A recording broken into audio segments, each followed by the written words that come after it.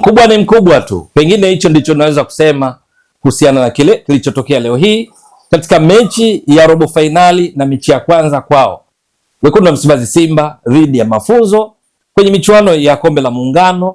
Simba wakatumia ukubwa wao kushinda kwa bao 1-0 na hivyo kuingia hatua ya nusu fainali ya michuano inayoendelea kule visiwani Zanzibar ya Kombe la Muungano kwenye uwanja wa New Amani Complex. Ni katika mechi ambayo tunasema Simba amecheza kikubwa na kushinda kikubwa kwa sababu walikutana na wapinzani ambao waliwapa changamoto ya kutosha, hasa Mafunzo ambayo katika ligi kuu ya Zanzibar wako nafasi ya 12 wakiwa na pointi 27 baada ya kucheza mechi 22, wakiwa wamefunga mabao 21 huku wameruhusu mabao 20. Lakini leo hii wakicheza dhidi ya Wekundu wa Msimbazi Simba walionyesha kiwango bora sana kwa kuheshimu Simba katika dakika zote 90 za mchezo, lakini wakawa na sifa moja kubwa kwamba na wao walipopata mpira walikuwa hawabutui, hawaoshi, badala yake wanaanza kucheza moja moja. Matokeo yake Simba wakajikuta mpaka mapumziko ikiwa ni 0-0, kwa maana hakuna aliyefunga bao kwa mwenzake. Ni kipindi cha pili ndipo katika dakika ya 53 Simba ambayo ilifanya mabadiliko kadhaa kwenye kipindi cha pili, ikiwamo kuingia kwa mfungaji wa bao pekee la mchezo wa leo Selemani Mwalimu Gomez, wakafunga bao hili ambalo liliwafanya waende katika hatua ya nusu fainali, kuwafuata watani zao wa jadi Yanga, kuwafuata Azam, kuwafuata Mlandege ambao wao tayari walishatangulia katika hatua hiyo ya nusu fainali ya michuano ya Kombe la Muungano. Gomez alifunga bao hili baada ya cross kutoka kwa Anthony Mligo, beki wa kushoto leo hii kwa Wekundu wa Msimbazi Simba, ambao walifanya mabadiliko mengi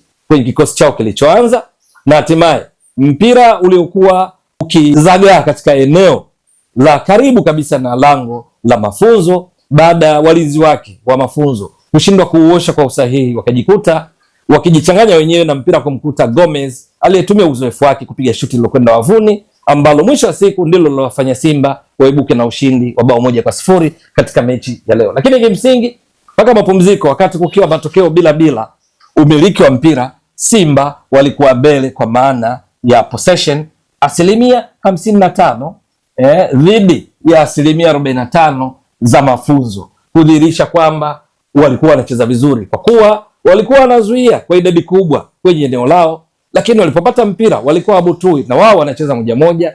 Walipostahili walikuwa wakipiga chenga hata ndani ya eneo lao la 18 kwa kujiamini kabisa. Tatizo ilikuwa ni kufikisha mipira katika eneo la mwisho, kufanya majaribio ya kufunga, kwa sababu licha umiliki huu mpira wa 55% kulinganisha na Simba, wamepiga mashuti manne, yote manne yamelenga shabaha, wakati Mafunzo wakiwa wamepiga shuti moja, hakuna lililolenga shabaha. Ni katika kipindi cha pili ndipo Simba wakaja kwa kasi kubwa zaidi.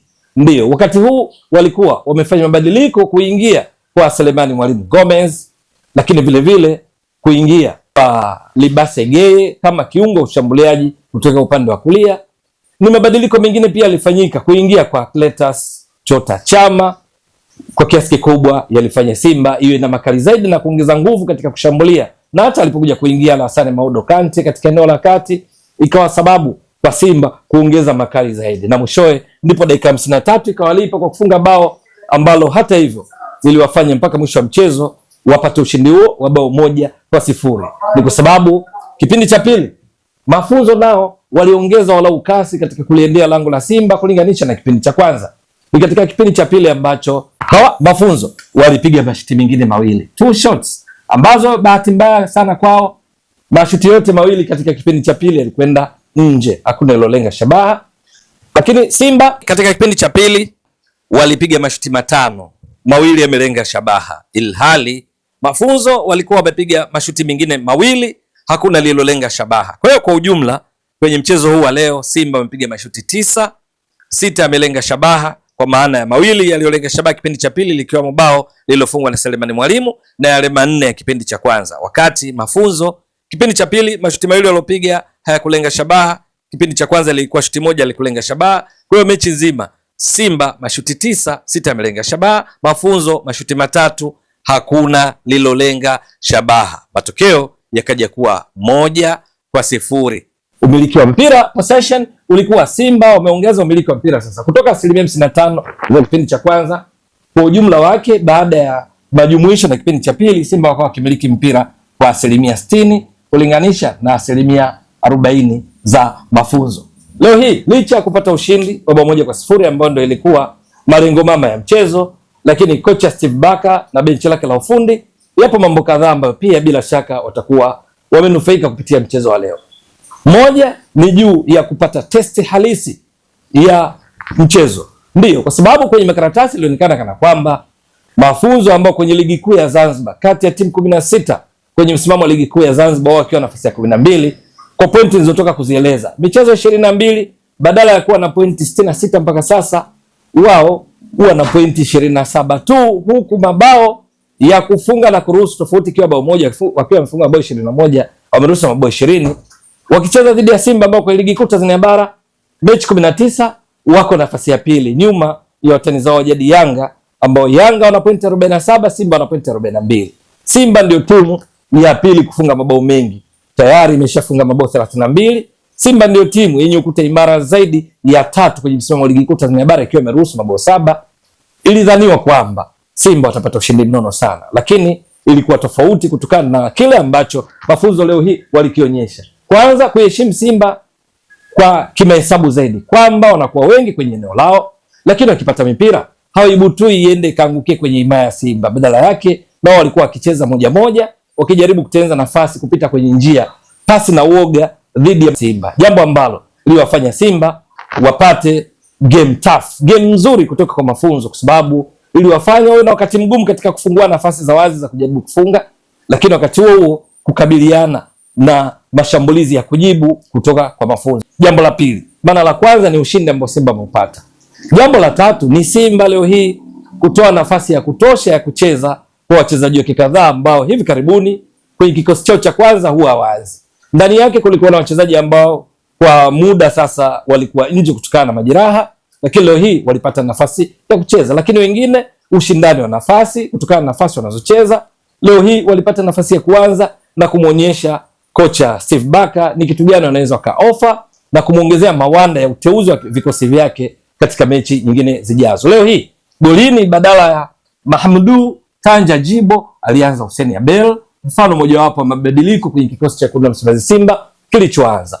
Beki wa kulia leo hii alianza David Kameta Duchu badala ya aliyezoeleka mara kwa mara Shomari Kapombe. Lakini beki wa kushoto leo hii alianza Anthony Mligo badala ya Nixon Kibabagi kama ambavyo imekuwa mara kwa mara. Lakini mabeki wa kati hakukuwa na Rushan De Reuck, hakukuwa na Ismail Olivier Toure. Badala yake kulikuwa na Vedastus Masinde pamoja na Huseni Mbegu wakikamilisha ulinzi katika eneo la kati, mabeki wa kati.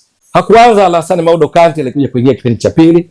Hakucheza kabisa Yusuf Kagoma, badala yake eneo hilo Simba walikuwa na Hussein Semfuko aliyekuja kuwa mchezaji bora wa mchezo huu, lakini wengine walioanza walikuwa katika eneo la kati walikuwa ni pamoja na Ino Jospin Loemba, lakini walioanza pia walikuwa ni pamoja na Morris Abraham, lakini katika maeneo ya winga kushoto na kulia walioanza walikuwa ni pamoja na Ladak Chasambi, alianza kijana Bashir Kibaila, lakini mshambuliaji kinara alikuwa ni Baraka Mwangosi na wala sio Selemani Mwalimu. Ni wachezaji walioanza leo hii. Kiangalia hapa, ambaye huanza mara kwa mara kwenye kikosi cha Simba hayupo hata mmoja, walau Loemba, lakini sio kwa kuanza kwenye kikosi. Mara nyingi eneo la kati huwa wanaanza Yusuf Kagoma, wakati mwingine na Alassane Maudo Kante na wala sio Loemba, lakini inafahamika naye alipata majeraha, lakini leo hii ni miongoni mwa walioanza.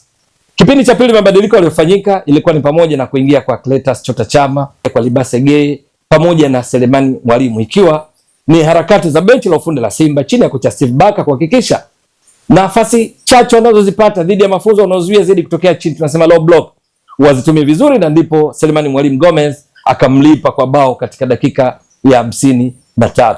Hiyo ni faida nyingine waliipata Simba, kwa maana kwamba wachezaji kadhaa ambao huwa wazi mara kwa mara kupata nafasi ya kucheza. Lakini mwisho wa siku Mafunzo kwa tofauti ya bao moja dhidi ya Simba, lakini pia kwa namna walivyocheza kiasi ya kwamba umiliki wa mpira hawakuwa chini ya 40% ya umiliki dhidi ya Simba iliyokuwa kitawala zaidi, lakini wakati huo mechi zima wakipigiwa mashuti yasiyokuwa na tarakimu mbili, kwa sababu Simba wamepiga mashuti 9 mechi nzima, yatosha kuwapa kongolo yao, kwa sababu wamekutana na timu kubwa.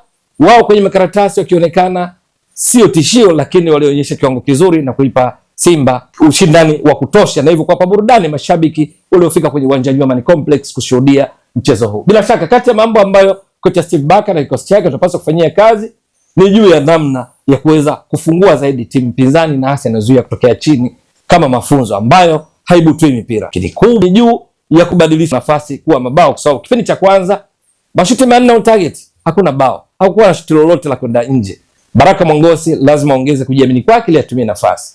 Libase Geye mechi ya leo bila shaka atakayochukua ni pamoja na kwamba anapomaliza mapana ya uwanja, anapokwenda kwenye mapana ya uwanja, anapofika kwenye touchline, sio tu kupiga cross kwa kufumba macho, bali apige pasi zenye umbile free pass, kwa sababu kuna tukio moja wapo lau kama angekuwa na utulivu kwenye kutoa mpira wa mwisho, kulikuwa na Cletus Chota Chama akiwa kwenye nafasi nzuri, kulikuwa na Selemani Mwalimu Gomez kwenye nafasi nzuri, lakini alipiga cross iliyopitiliza. Bila shaka hilo ni miongoni mwa ambayo atapaswa kulichukua kwa umahsusi yeye Libase Geye, kwa sababu ya uwezo mkubwa wa kuwatoka wapinzani. Kuna tukio alifanikiwa kuwatoka wapinzani 2, lakini mpira wa mwisho akapiga cross ambayo ilipitiliza, huku Cletus Chota Chama akiinua mikono kuomba mpira ambao la ungemfikia pengine wangeongeza nasibu ya kufunga bao lingine la pili. Ilikuwa ni mechi nzuri, mechi ambayo Simba wakashinda kwa ukubwa wao. Je, itakuwa vipi katika hatua ya nusu finali? Nani watakaofuzu hatimaye kwenye hatua ya finali ili kumpata bingwa?